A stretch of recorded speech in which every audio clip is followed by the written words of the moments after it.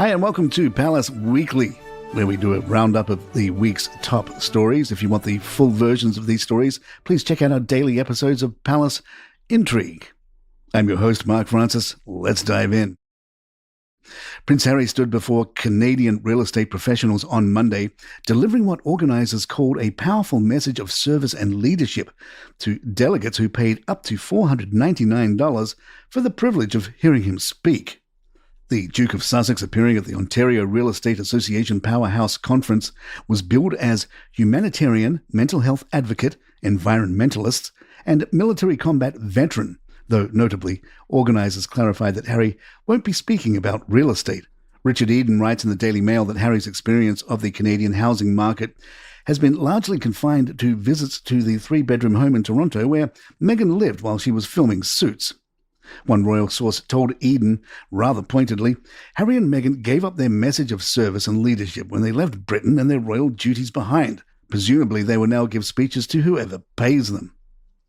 Our royal insider Deep Crown observed, one would think that with Meghan's holiday special premiering, her grand Netflix moment, carefully orchestrated and no doubt expensively produced, the Sussex strategy might involve actually focusing attention on it.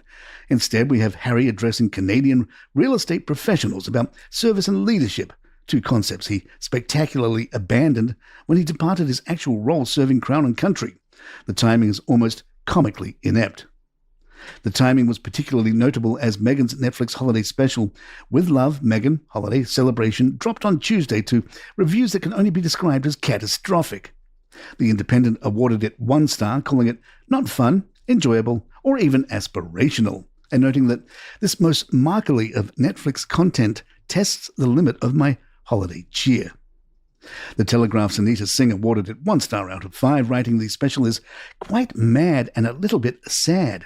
Singh noted Meghan's determination to ignore elephants in the room. Christmas trees are able to really encapsulate your family story, she says, but I'm not sure how going non-contact with your father, moving 5,000 miles away from Britain because your husband hates his entire family, and then giving a bombshell interview accusing your in-laws of being racist, can be conveyed in baubles. The Daily Mail's Annabelle Fenwick Elliott issued the bluntest verdict, awarding 0 stars out of 5. It's the syrupy hypocrisy and our hostess's deep lack of self-awareness that continue to make her and this show so unlikable. If only she could lean into her waspish type A personality, poke a little fun at herself even, she could just about be endearing in a Monica from Friends sort of way. The Times' Hilary Rose labelled the special unfathomable, describing dialogue that left her feeling as though the English language had been fed through Google Translate and found wanting. Even the Daily Star had a laugh, noting that Harry's first speaking part on Meghan's show was used to slag off a salad. Harry joins Meghan in the kitchen as she prepares Christmas Eve gumbo, and when he takes the accompanying salad featuring the top things my husband hates to eat, fennel, black olives, pickled vegetables and beetroot, he remarks, oh wow, that's like the anti-salad. There are not many things in the world that I don't like, and they're all in that one bowl. The special arrived just days after Meghan had been left devastated by criticism of a Thanksgiving video in which she prepared turkey with bare hands while wearing a gold ring and bracelet. Rob Shooter reports that Meghan didn't imagine that the world would drag her over a turkey and that she feels criticized no matter what she does. More Palace in just a moment. Meghan is also reportedly taking early legal advice amid concerns that her title could one day be removed under a future reign. According to Woman's Day, Meghan has begun exploring potential legal avenues, with one source claiming she may actually have a case. The source suggested her legal team is examining whether the title may be considered part of a commercial enterprise that she and Harry have developed in California, adding, if William even tries it, she thinks it could prove that it's personal. Use the California courts to defend a California business. Royal author Tina Brown delivered a stark assessment of the Sussexes' post-royal life, telling the New York Times, I have never seen anybody in professional life make as many mistakes as Meghan has, and unfortunately, Harry is not the brightest bulb either. She added that the couple are pariahs everywhere, noting that America was supposed to be the place that paid the bills. Brown expressed sympathy for Harry's position. What is sad is that Harry's very good at being a prince. He's charming, he's upbeat, he's attractive. He makes people happy when he walks into a room. And I think he has realized too late that he was born to be a prince. She suggested his current ventures amount to just some guy doing PR gigs while Meghan tries out her latest cooking idea or whatever. Andrew Mountbatten Windsor has been formally stripped of his final remaining royal honours. The announcement, published in the London Gazette, confirms that the King has ordered Andrew's appointment to the Order of the Garter cancelled and his membership of the Royal Victorian Order revoked. The entry reads, "The King has directed that the appointment of Andrew Albert Christian Edward Mountbatten Windsor to be a Knight Companion of the Most Noble Order of the Garter, dated 23 April 2006, shall be cancelled and annulled, and that his name shall be erased from the register of the said order." With these honours now withdrawn, the disgraced former royal retains just one formal distinction, his rank of Vice Admiral in the Royal Navy. Although the government has pledged to remove that honour at the King's request, it has not yet been acted upon. Royal biographer Tina Brown has shed new light on the King's private worries about his younger brother, writing, "Charles, I am told, is not looking to punish his pampered brother to the point, he says, that he can't cope." She added, "If Charles were not to pay his brother's bills and ensure a certain level of comfort, then he may only have one thing left to do. Andrew would have only his secrets to sell." Andrew and Sarah are reportedly refusing to leave Royal Lodge and making outrageous demands. According to Shooter Scoop, Andrew has been telling people he wants £75 million to even think about moving out, and has requested a 6 or 7 bedroom home at Sandringham with continued access to a cook, a gardener, a housekeeper, a driver, and police protection. The Prince and Princess of Wales have been front and centre during the German state visit, the first by a German head of state in nearly 3 decades. William and Kate represented the monarch at Heathrow Airport, officially receiving President Frank-Walter Steinmeier and his wife before accompanying them to Windsor. Royal commentator Tracy Chevron noted, "For the 3rd time this year, William and Kate have been placed in front and centre of a state visit, demonstrating their growing status at the heart of the monarchy." In his Substack, Deep Crown writes, "The unspoken narrative is compelling. Every carefully staged photograph, every diplomatic interaction whispers a message. William is not just the future monarch. In many essential respects, William is already functioning as the present monarch." Prince William praised Catherine during a visit to North Wales, remarking that behind every average man there is an even better wife.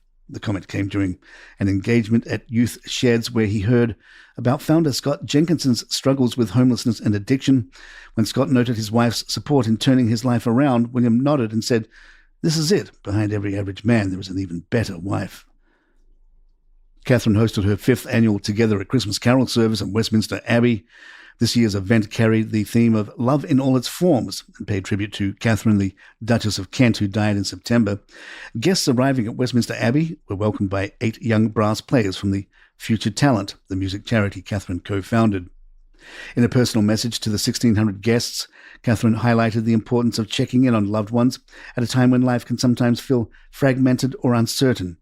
She reflected that Christmas speaks of love taking form in the simplest, most human ways, including small acts of kindness that contribute to the beautiful tapestry of life to which we all belong.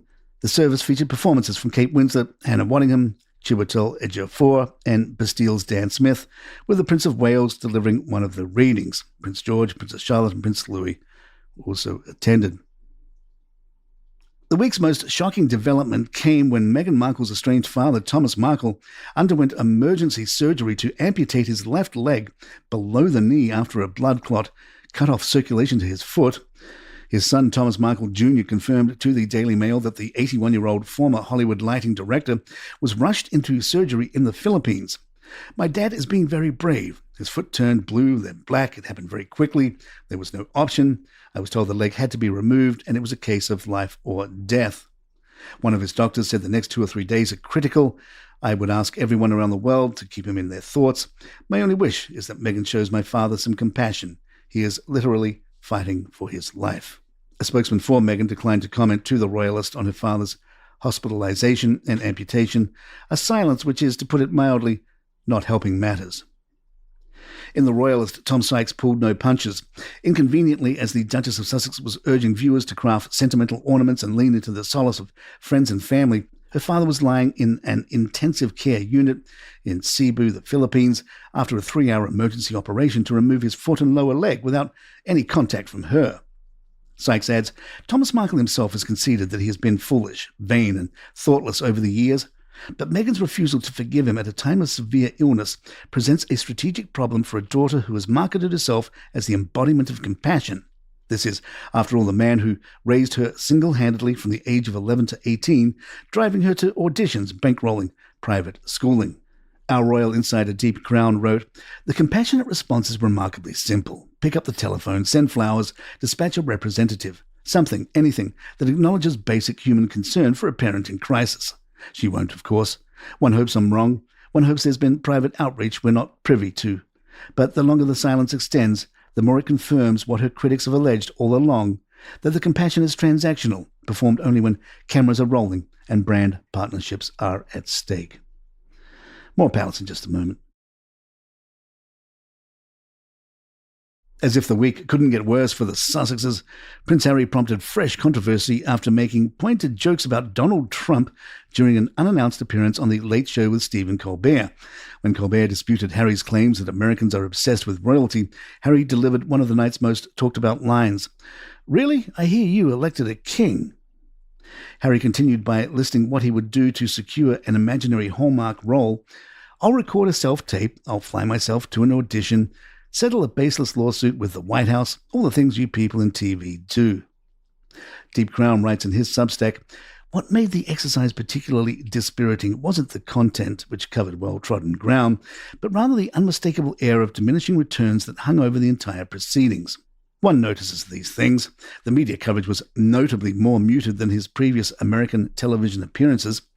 When one's public persona becomes this predictable, this thoroughly rehearsed, the very authenticity one claims to champion begins to ring hollow. As the Sussexes' week of absolutely terrible optics continues, Meghan took to Instagram to promote her new chocolate bars. According to fans tracking the launch, all three varieties, priced at $12 each, had sold out on the As Ever website within hours. This is the week compassion died, not metaphorically, not as a vague concept, but as a concrete example of what happens when brand management overtakes basic human decency. A father lies in intensive care, missing half his leg. A daughter who has built her entire public persona around compassion and connection says nothing. A husband who claims to understand family estrangement encourages reconciliation, but apparently only when it's convenient for the narrative. Kate celebrated love in all its forms at Westminster Abbey. Meghan promotes chocolate bars while her father fights for his life. The contrast could not be starker. The institution adapts, the grifters market, and somewhere in California, someone is learning that you can't package compassion in a $12 chocolate bar, no matter how ornate the floral packaging. And there you have it. If you'd like to email us, our address is thepalaceintrigue@gmail.com. It's been a busy week for everyone here at Palace Intrigue, and don't forget today we have our other shows out, Crown and Controversy, King William, Prince Andrew. There's several series and specials available now. Those shows are in the show notes, or just search for Crown and Controversy. I'm Mark Francis. My thanks to John McDermott. This is Palace Weekly, and good times.